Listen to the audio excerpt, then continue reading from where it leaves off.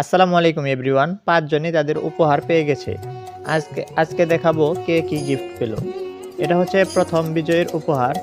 আসলে উপহার তো উপহারই, সেটা ১ টাকার হোক বা ১০০০ টাকার। আমি জানি না যারা উপহার পেয়েছে তারা কেমন খুশি হয়েছে, তবে একটা কথা শিওর যে যারা উপহার পায় নাই তারা আমার উপর রাগ করে আছে। প্রথম বিজয়ী পেয়ে গেল গড়গড়িয়া লেকের একটি ছবি বাঁধাই করা। এই ছবিটি দেখতে কেমন হয়েছে কমেন্ট করে জানাবেন। যাই হোক, উপহার সবাইকে দেওয়া সম্ভব না, যাদের নাম লটারির মাধ্যমে উঠেছে তারাই পেয়েছে।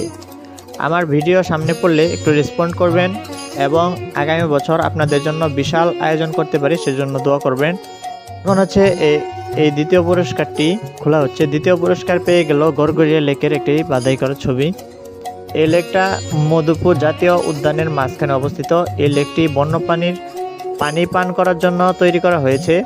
সবুজের মাঝে লাল মাটির বুকে সাদা কালারের পানি বেশ ফুটে উঠেছে। তৃতীয় পুরস্কারে ভিডিও বানানো সম্ভব হয়নি। চতুর্থ পুরস্কার পেয়ে গেল সিয়া মার্জিন একটি স্পেশাল শিশিতে আতর।